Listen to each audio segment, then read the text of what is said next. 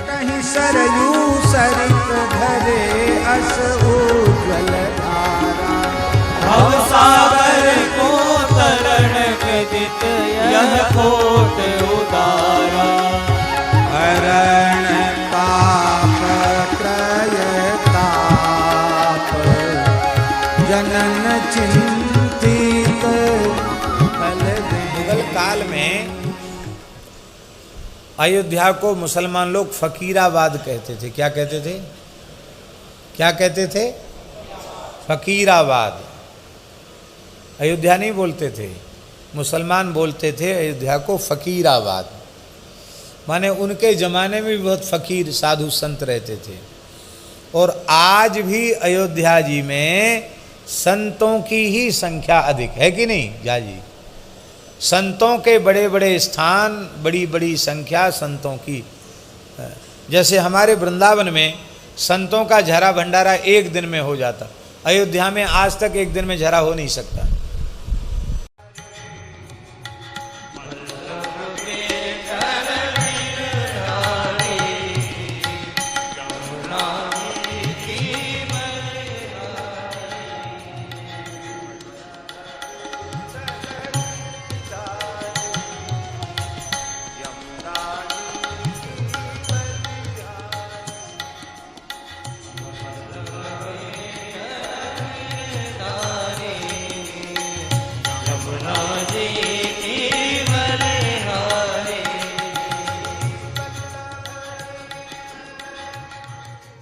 ये सरयू जी आदि नदी है इस धरती की। सरयू जी के पहले न इस धरती पर गंगा जी आई थी, ना इस धरती पर यमुना जी आई थी, ना इस धरती पर सरस्वती जी आई थी, ना इस धरती पर नर्मदा जी आई थी।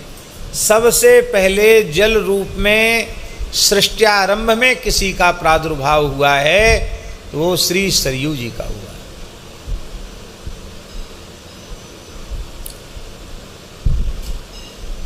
इसीलिए दास ने एक विशेष बात देखी है। क्या देखी है? श्री गंगा जी, श्री यमुना जी, श्री नर्मदा जी, इन सब की महिमा का बहुत विस्तृत पुराणों में वर्णन है। जहाँ तक दास ने मूल पारायण किया, और जहाँ जिसकी महिमा कहने लग जाते हैं तो दूसरी नदी को थोड़ा सा कम कर देते हैं। जहाँ गंगा जी की महिमा कहने लग जाएं वहाँ यमुना जी को थोड़ा कम कर देंगे। कहीं सरस्वती की महिमा कहने लग जाएं तो गंगा जी यमुना जी को भी कम कर देंगे। ऐसे भी वाक्य पुराणों में प्राप्त होते हैं। लेकिन अब तक भगवत कृपा से जो पुराणों का मूल पारायण किया है उसमें कहीं भी सरयू जी को कम नहीं किया गया। ये विशेष बात हमको समझ में आई। सरयू जी की महिमा की तुलना कहीं नहीं की गई कि ये गंगा जी से कम है या गंगा जी से ज़्यादा हैं, या यमुना जी के समान है, यमुना जी से छोटी हैं, या नर्मदा जी से छोटी हैं। ये कहीं नहीं कहा गया। सरयू जी की महिमा की तुलना कहीं किसी नदी से नहीं की गई, क्योंकि सबसे जेठी हैं, सबसे बड़ी हैं, और बड़े का आदर तो रहना ही चाहिए। ये साक्षात द्रवीभूत ब्रह्म ही है। ब्रह्म पिघला तो सरयू प्रकट हुई। जब भगवान नारायण के नाभि से कमल प्रकट हुआ, कमल से ब्रह्मा जी का जन्म हुआ, और अव्यक्त वाणी तप तप इस निर्देश को प्राप्त करके ब्रह्मा जी महाराज ने तप किया। और तप करके जब भगवान ब्रह्मा जी की उपासना से प्रसन्न हुए, भगवान ने दर्शन दिया, तो ब्रह्मा जी देखकर भगवान की मंगलमय छवि को आनंद विह्वल हो गए। और भक्त ब्रह्मा जी को देखकर अनंत काल से जो भगवान के हृदय में भक्त वात्सल्य प्रतिष्ठित था, वो भक्त वात्सल्य समुद्र हिलोरे लेने लग गया। और भगवान का भक्त वात्सल्य इतना उमड़ा कि भगवान के नेत्रों से जल बहने लग गया। वो भक्त वात्सल्य ही श्री सरयू जी हैं। भक्तों के प्रति जो श्री ठाकुर जी की करुणा है, प्रेम है, वात्सल्य है, उसी का नाम सरयू। सरयू सगुण पुमान, सगुण ब्रह्म सरयू को कहा गया। सरयू सगुण पुमान। बोलो सरयू महारानी की जय। आशय क्या हुआ? आशय ये है कि जैसे सरयू जी की किसी से समता या किसी से तुलना नहीं, ऐसे ही ये सरयू जी हैं, इनकी किसी से समता या किसी से तुलना नहीं है। ये तो अपने आप में परिपूर्ण है। मानस सरोवर से सरयू जी निकली और मानस सरोवर में भगवान के नेत्रों से उनका प्राकट्य हुआ। ब्रह्मा जी ने मन से सरोवर का निर्माण किया और भगवान के भक्त वात्सल्य को उसी में प्रतिष्ठित कर दिया। कालांतर में वशिष्ठ जी की तपस्या से प्रसन्न होकर के और श्री मनु महाराज वैवस्वत मनु के द्वारा बनाए हुए मार्ग का अनुसरण करके श्री यमुना जी यहाँ, गंगा जी तो कितनी पीढ़ियों के बाद तब भगीरथ जी के प्रयास से गंगा जी आई हैं, पर सरयू जी सबसे पहले अयोध्या जी में पधारी। पूज्य संत श्री गोपालाचार्य जी महाराज एक बड़ी सुंदर बात कहते थे। वो कहते थे, सारे धरती पर जितनी मनुष्य जाति है सबकी जन्मभूमि अयोध्या है। कहते जितनी मनुष्य जाति है उस सबकी जन्मभूमि अयोध्या है। धरती का सबसे पहला नगर अयोध्या और धरती पर सबसे पहले मानव की सृष्टि अयोध्या में हुई। इसलिए संपूर्ण, बोले दुनिया के किसी कोने में रहने वाला आदमी हो, सबकी मूल जन्मभूमि अयोध्या है। बोलो श्री अयोध्या धाम की जय। तो ये सरयू जी हैं। तो करुणा में जल भरा हुआ है। कविता रूपी जो सरयू हैं वो कहाँ से निकली हैं? तो तुलसीदास जी का हृदय ही मान सरोवर है और उस मान सरोवर में श्री रघुनाथ जी का जो भक्तों के प्रति वात्सल्य है, जो सुयस है, चरित्र है, वही जल भरा हुआ है। और वही जल इस चौपाई छंद के रूप में, दोहा और छंद के रूप में प्रकट हुआ है। एतावता दोनों ही पुनीत हैं। सरयू जी भी ब्रह्मद्रव हैं और गंगा जी भी ब्रह्मद्रव हैं और तुलसीदास जी जिस चौपाई को लेकर वो भी द्रवीभूत ब्रह्म ही है। ऐसा भाव। नदी पुनीत, नदी पुनीत सुमानस नंदिनी, कलिमल तृण तरुमूल निकंदनी। सरयू जी की सबसे बड़ी विशेषता है कि इनके तट पर श्री अयोध्या जी विराजमान हैं।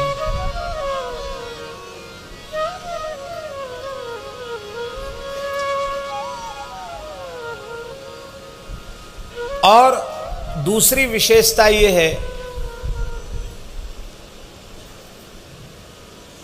कि अयोध्या संतों की राजधानी है।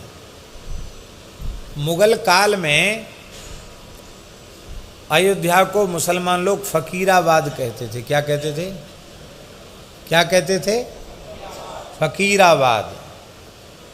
अयोध्या नहीं बोलते थे, मुसलमान बोलते थे अयोध्या को फकीराबाद। माने उनके ज़माने में भी बहुत फ़कीर साधु संत रहते थे। और आज भी अयोध्या जी में संतों की ही संख्या अधिक है कि नहीं जी? संतों के बड़े बड़े स्थान, बड़ी बड़ी संख्या संतों की। जैसे हमारे वृंदावन में संतों का झरा भंडारा एक दिन में हो जाता, अयोध्या में आज तक एक दिन में झरा हो नहीं सकता। अयोध्या में संतों का झरा कम से कम 4 दिन में होता है। अलग अलग तड़ बांटे जाते हैं, नहीं तो व्यवस्था बिगड़ जाएगी। इतने संतों की व्यवस्था आप नहीं संभाल सकते हैं। 4 दिन भंडारा करो तब भंडारा होता पूरी अयोध्या का। और अब तो पता नहीं, पहले चेयरमैन भी साधु ही बनते थे, पार्षद भी साधु ही बनते थे, वोटे ही उनके ज़्यादा थे, तो कौन बनेगा। और आज भी अयोध्या में साधुओं की बहुत चलती है। यहाँ तो हम लोग सब स्थानीय लोगों से थोड़ा दब के रहना भी चाहिए। यहाँ तो हम लोगों ने यही कहा कि भाई ब्रजवासियों को बहुत मानो, पर अयोध्या जी में ऐसा नहीं। अयोध्या जी में साधुओं का आज भी साम्राज्य है। पर थोड़े दुर्भाग्य की बात है कि उन साधुओं में भी पता नहीं ये सपाई है, ये बसपाई है और ये कांग्रेसी है, ये अमुक है तमुक, पता नहीं ये भावना कहाँ से घुस गई। ये नहीं होना चाहिए। संतों को ये सब न हो करके विशुद्ध सनातन धर्म के पक्ष में ही खड़े रहना चाहिए। राष्ट्रीयता, भारतीयता, उसके मूल्यों पर कभी समझौता नहीं करना चाहिए निजी स्वार्थ के कारण। तो एक विशेषता है कि सरयू जी के तट पर अयोध्या जी हैं। दूसरी विशेषता है कि संतों की सभा भी उस सरयू के तट पर है। माने संत सभा और अयोध्या ये दोनों ही अनुपम हैं। और ये दोनों अनुपम किसके तट पर स्थित हैं? ये श्री अयोध्या जी में स्थित हैं। हमारे वृंदावन में इस समय तो यमुना जी ने खूब कृपा की है, खूब जल बढ़ रहा है, घट जाता है फिर बढ़ जाता है, पर 12 मास ऐसा जल नहीं रहता कि पीने योग्य हो। पर श्री अयोध्या जी में, सरयू जी में 12 मास जल निर्मल रहता है। और वहाँ प्रायः मंदिरों की ठाकुर सेवा सरयू जल से ही होती है। और हजारों की संख्या में संत आज भी ऐसे हैं अयोध्या जी में जो केवल सरयू जल ही पीते हैं, दूसरा जल नहीं पीते। पूज्य संत श्री गोपालाचार्य जी महाराज के घर में तो रसोई भी सरयू जल से ही बनती थी। कई संतों के स्थानों में सरयू जी हैं, हर्षण कुंज में भी लो हैं। हाँ, श्री हर्षण कुंज सरकार सरयू जल ही ये लेके जाते थे सीता सनी जी। हर्षण कुंज सरकार सरयू जल ही, सारा व्यवहार उनका सरयू जल में होता था। बड़ा दिव्य जल है श्री सरयू जी का। और दूसरी विशेषता है सरयू जी की कि सरयू जी का तट अयोध्या में प्रमोदवन और वह श्री सीताराम जी की नित्य विहार स्थली है। ये दूसरी विशेषता है। तीसरी विशेषता ये है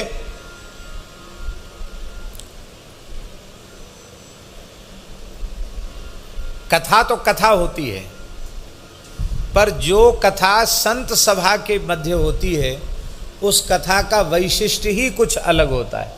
श्री चित्रकूट धाम में कथा होती है और संत ही संत सब दिखाई पड़ते हैं तो कथा का स्वरूप ही कुछ और हो जाता है।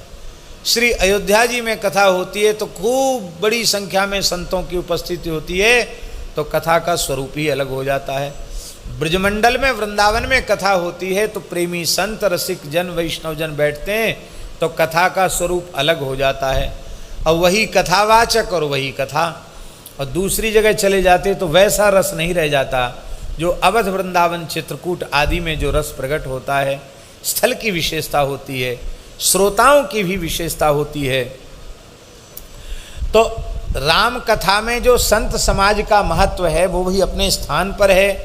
सरयू जी का महत्व अवध में है, अन्यत्र नहीं। विशेष रूप में सरयू जी का विशेष महत्व श्री अयोध्या जी में है। राम कथा की शोभा संत समाज से है और संत समाज की शोभा राम कथा से है, भगवान की कथा से है, भोज भंडारे की कथा से नहीं है। अयोध्या जी से सरयू जी की शोभा है और सरयू जी की शोभा श्री अयोध्या जी से है। बोलो अयोध्या धाम की जय।